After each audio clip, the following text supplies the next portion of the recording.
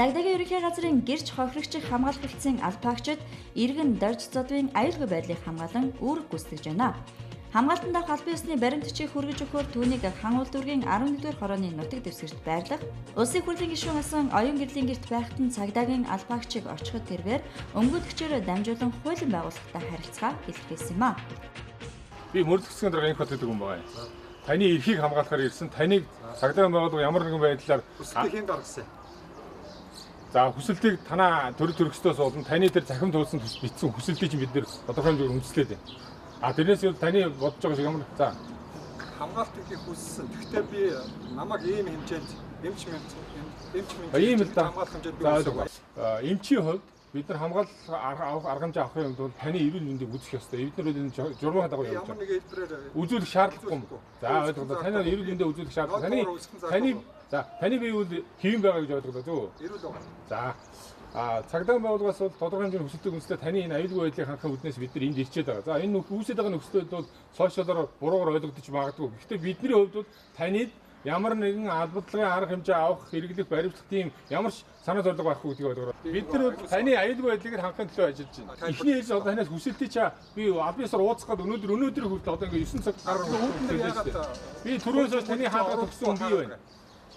Таны хаалга төгссөн хүн бий байхгүй юу? Таныг уулзъя гэдэг. Тэр үгээр би англиар таны одоо байгаа хүнд ч би хэлүүлсэн шүү дээ.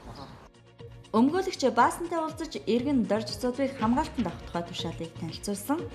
Цагдаагийн байгууллагын тухай хуулийн 12 дугаар зүйл дээр аливаа иргэдийн амь нас эрүүл мэндэд нөхөрл учраас эрсдэлтэй тийм гэмт халахт өртөж болзошгүй нөхцөл байдал тогтоогдсон бол аюулгүй байдлыг хамгаалтанд авна гэсэн заалт нь байгаа. За тэгээ энийг үндэслээд энэ тушаал гаргасан. Баярлалаа. 2017 оны 6 дугаар сарын 15-ны өглөө улс төрийн зарим хүчний дэмжигчид болон бусад хүмүүс олон нийтийн захим сүлжээг ашиглаж иргэд олон нийтийн эсэргүүцэл тэмцэлд ураасан үйлдэл гаргасан учраас оршин суугчдын аюулгүй амар тайван байдлыг хангах, нийтийг хамарсан эмх замраагүй байдал үүсгээс сэргийлж цагдаагийн албаны тухай хууль заасан үүргийн дагуу цагдаагийн байгууллагаас гадуур хамгаалтанд авсан юм а.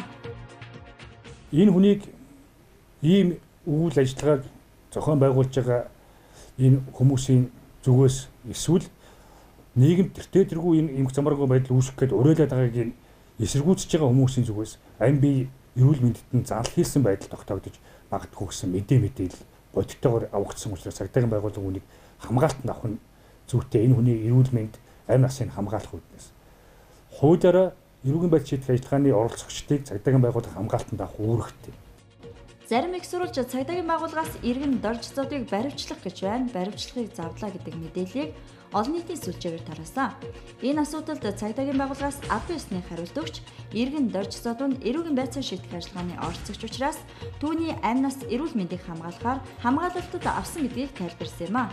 Иргэн дорж зодвын нийгмийн сүлжээнд тавьсан олон нийтэд хандсан мэдээлэл хүсэлтээс нь хүний амь нас эрүүл мэнд эрсдэлд орж болзошгүй нөхцөлд орсон гэж дүгнэж цагдаагийн албаны тухай хуулийн 12-1-5, 21-р зүйлийн 21-1-16 дахь заалтыг үндэслэж иргэнийхэн аюулгүй байдлыг хамгаалахын тулд хуулийн дагуу үүрэг гүйцэтгэн ажиллаж байна.